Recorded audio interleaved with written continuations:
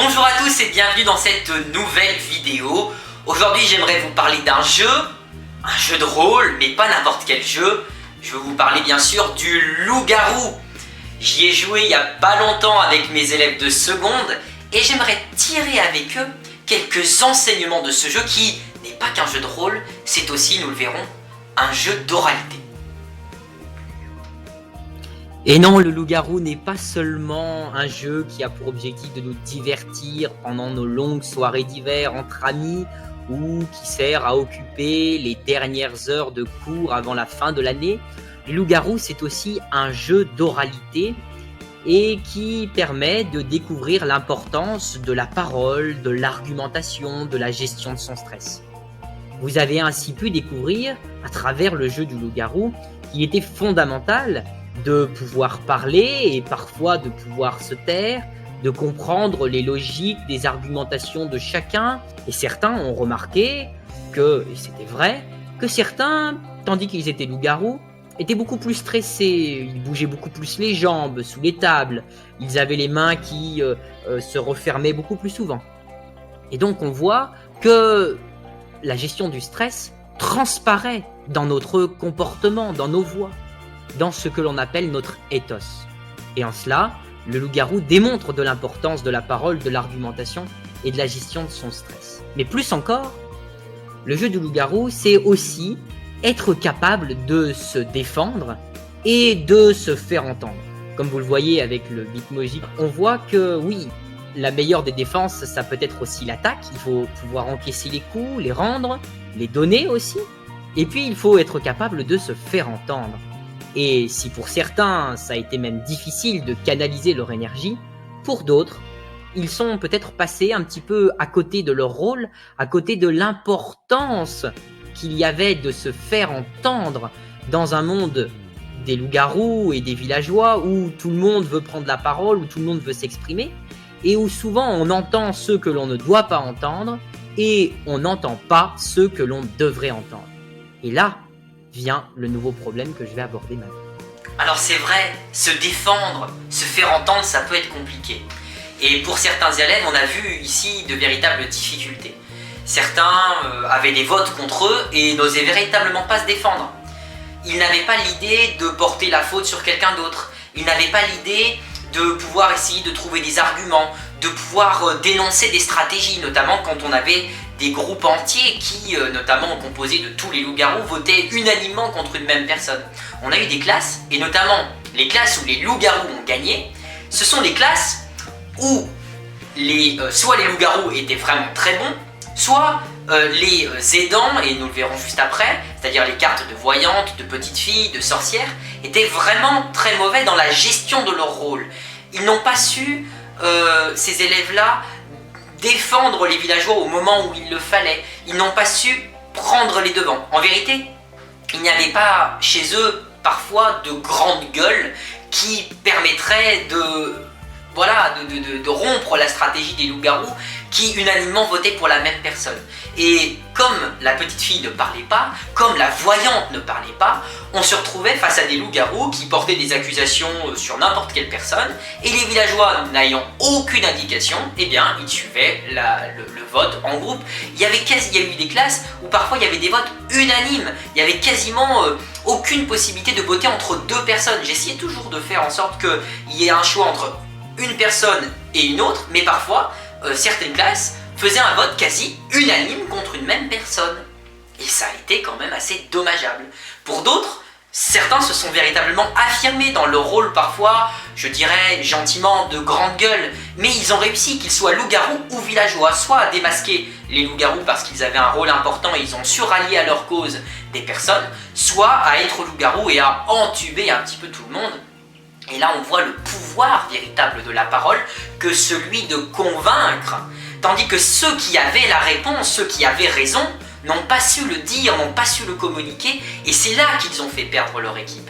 Et c'est là où on voit la distinction fondamentale, non pas entre avoir une réponse juste, ou être dans le juste et le vrai, mais la possibilité de le dire, ce juste et ce vrai. Et ceux qui parfois étaient dans la manipulation, dans le mensonge, ils ont été beaucoup plus convaincants et ils ont fait gagner leur équipe, tandis que ceux qui étaient dans le juste et le vrai, ils n'ont pas su le dire et c'est eux qui l'ont fait perdre. Et c'est là où on voit l'importance de la compétence oratoire, non pas seulement pour elle-même, mais dans la possibilité que cette compétence a de mettre en valeur toutes les autres. Et ces deux compétences étaient fondamentales dans le rôle d'aidant. Dans le jeu des loups-garous, deux rôles sont fondamentaux pour aider les villageois à gagner. C'est le rôle d'aidant qui est incarné par la voyante et la petite fille. La voyante, elle peut voir les cartes pendant la nuit et la petite fille, elle peut carrément observer les loups-garous. Donc la petite fille, elle a un rôle considérable parce qu'elle seule peut connaître tous les loups-garous, elle seule a une vision de qui sont ces loups-garous.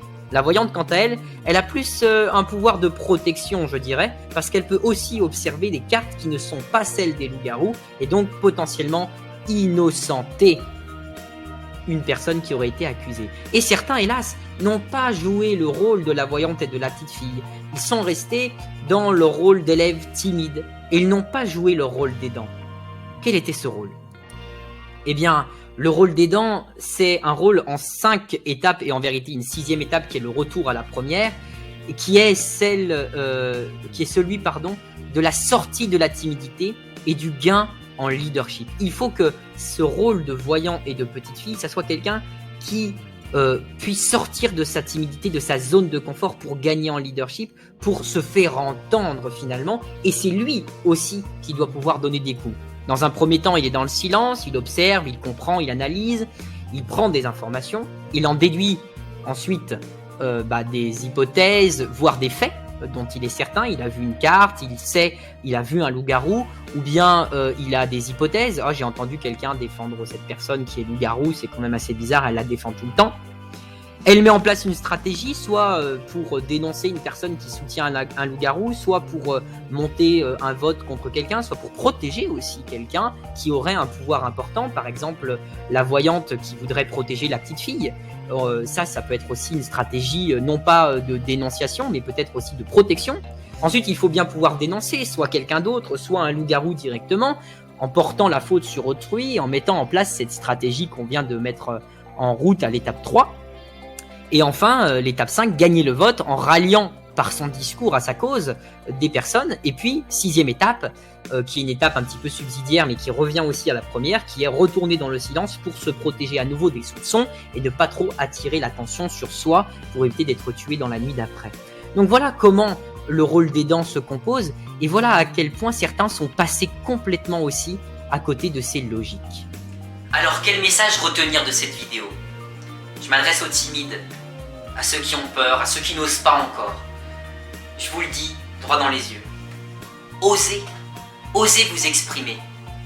Hier, vous avez fait perdre votre équipe parce que vous n'avez pas joué votre rôle. Pour autant, ce rôle-là, il est inscrit à travers une personnalité, une stratégie, on l'a vu. Et vous avez en vous aussi une personnalité, quelque chose d'intéressant à faire valoir, à dire, une opinion, peut-être même une absence d'opinion. Ça peut être aussi une histoire à raconter, un souvenir, le témoignage de quelqu'un, une anecdote, peu importe. Peut-être aussi, et je crois que les timides n'en sont pas démunis, de conviction. Quelque chose qui vous tient à cœur, un engagement, mais que vous n'osez peut-être pas encore porter. Osez.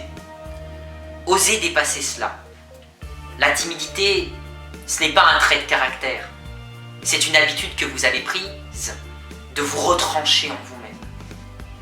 De ne pas voir le groupe, de ne pas jouer pour le groupe, de ne pas jouer pour l'événement qui se produit devant vous. Vous n'êtes pas dans le présent, vous vous regardez en vous-même et vous entendez que la peur qui résonne. Cette peur, vous pouvez la mettre de côté. Vous pouvez l'abandonner. Ce n'est qu'une habitude, ce n'est qu'une stratégie que vous avez vous-même mis en pratique pour vous protéger de l'univers extérieur. Mais vous voyez que cette protection vous a conduit à la mort dans le jeu des loups-garous. Bien sûr, elle ne vous conduira pas à la mort dans la réalité, mais elle vous conduit à la mort sociale, à la possibilité de nouer des relations, de vivre pleinement un cours, de réussir pleinement un test parfois. Osez. Osez vous libérer de ça. Osez dire non, ce n'est plus moi. Parce que je vous le dis, Ce n'est qu'une habitude. Ce n'est pas ce qu'il y a véritablement en vous. Alors, il y aura d'autres occasions à l'avenir dans le cours d'oralité pour pouvoir vous épanouir pleinement.